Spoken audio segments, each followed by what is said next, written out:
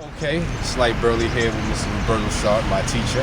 First one I want to bring up is bagua. There's been a lot of things about bagua. You walk in the circle around your opponent. What would be bagua in the fight to you?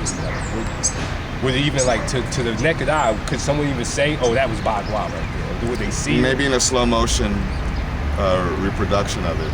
But the bagua is a principle. It's in the principle of change, of constant change. So really it's about seeing how well the person adopts to change and makes the enemy change in a bad way. That would, to me, would be the epitome of a bagua strategy of fighting. Now, baguajan is the palm, eight diagram palm boxing. And that would seem to me that according to the different stories of the lineages that already are there, some bagua men would be strikers, some bagua men would be grapplers, and others would be kind of like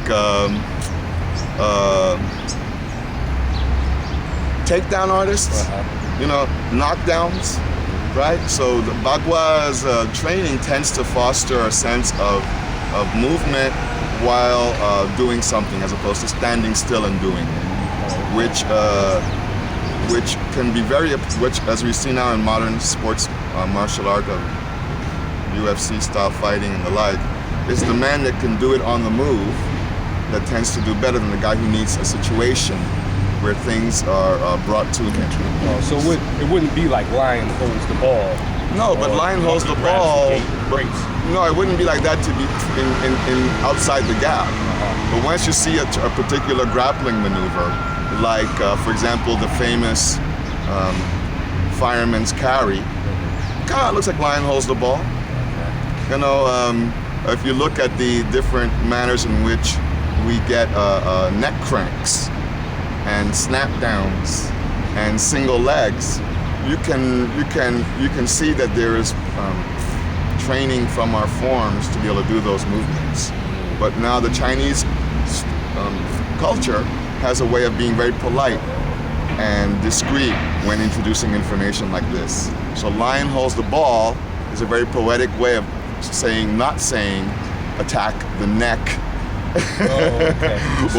So it doesn't, in real fight time, it doesn't look as pretty then? No, it cannot. It cannot. Why cannot it look pretty? Because the other man is trying to defeat you. So no participation. Right. I mean, even in our push hands, in our bagua style push hands, you'll see the intimation of the full move is almost impossible with the other man being present. So somebody said it, you know, in a way that if you see the full technique, you know it wasn't right. You know, you know it wasn't a real fight. Well, let's take boxing. We all, I think most people can see shadow boxing. You can go to a boxing gym and see a wonderful shadow boxer. But is he the champion of the gym? You can't do what you want without adopting what you do to what the other man is doing at you. Okay. Because there's a thing like with 52 blocks, there's a lot of moves, so there's a belief that in the real-time fight, me confronting you, I could... No, those are conditioning drills. Oh, conditioning drills. And among the many things that we've learned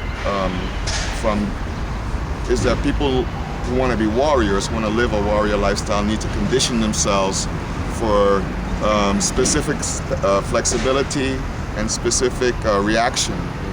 And that reaction time, most untrained people have a very big reaction time to when things are distressing them. Someone doesn't like you, your temperature goes up, your demeanor changes, your shoulders rise. A trained person is going to know those things happen and not allow them. So they're very, used to being So there's more thing happening to the technique than just the technique. Sure, the flexibility of your shoulders and your neck and your wrist and your orientation of what you do with your hands, that's what our training is for. And that's why it may look almost like dancing or like yoga or other arts that are known for being good for you, but not necessarily being, fighting arts, right? But in our case, we're trying to do all of the above through our fighting arts. If not, that belongs to soldiers. Soldiers don't care how they will live. They're supposed to go in there, it's kind of expecting to die, right? But a martial artist, a warrior, is trying to preserve and conserve life, his life, your life, her life, everyone's life. And your training is life enhancing. So if I can get my elbow, across my chest and behind my back and so on, this is good health, good shoulder flexibility. But when it comes to the fight, it's almost a conversation. So you have to be into it, open to what the other man's doing instead of being your own you world. can't have. In fact, I would say that's a real Tai Chi Chuan's different songs and lectures talk about losing, being in the position of losing yourself. I heard a minister today on television, a Christian minister, say that when in the Bible God confronts the devil, it's always the devil that goes first. God doesn't do anything like that. He's not offensive in this preacher's way of saying it. God has the power to let you try it. Wow. Yes. And I right away I went to how that relates to Tai Chi, saying they attack first, but we arrive first. But you must attack the Tai Chi master for you to get the response. There is no Tai Chi offense. Okay. And there's also been something as far as footwork. How long have you been a martial artist, man? It's embarrassing to say how long. Maybe most of my life. And there's a notion going on with the whole for two and everything I've learned from you and Wilson that in a fight, a man has to stand his ground. You don't move around. Yeah, I think that's a real misunderstanding of the reason we have feet and brains. And even the most, let's say, for the sake of making a statement about strength, who's the strongest, there's a strongman contest out there. I'm not a member of that strongman contest, culture. And I'm sure it has many benefits to it. In other words, being stronger, who can prove that they're stronger? Well, I guess it's who can stand their ground the best and the longest. We have some of that in terms of wrestling, or even ancient wrestling, who could hold the ring. Or in sumo, you see the two men clash, and then one of them, the loser, is somehow manipulated out of the ring without necessarily having anybody hitting each other, but they're basically slamming their bodies into each other. But when you're fighting for keeps, you do anything necessary to win, which may mean running, which may mean hiding, it may mean climbing, it may mean digging into something.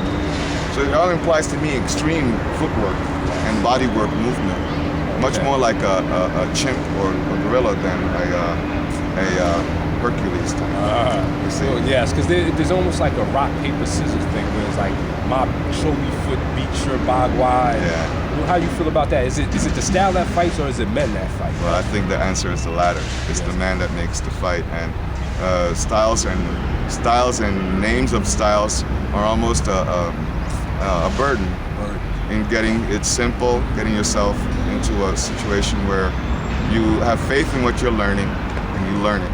Okay. And it makes sense to you because you're a logical person. You don't put your logic aside. You try to understand it well. To let's say we take boxing. Initially, being told to just like bob and weave and move your head and put on this mouthpiece and wear these trunks and put on these big shoes and run miles and miles a day may seem like, but that's not boxing, that's not fighting. I need to learn to beat somebody in 6 seconds. The guy has you jumping rope, doing sit-ups, neck work, putting straightening out your punches for you. There's in the first 6 months to a year of a young boxer's life, there's almost no actual fighting. Limited sparring, controlled sparring, knowing what punches are coming. You wouldn't put that young man into the ring to demonstrate boxing yet, but he's a boxer. He's training. Level 1. And I think many of us are in a rush to skip over these levels and get into the fight. And why that is perhaps a deeper issue than I study Shaolin or I study Tai Chi or I study Arnis. It's more like there's a fear of seeming weak and a fear of losing. Yes. And the greatest philosophies of mankind tell us to to confront this fear and know it and not to deny it. I study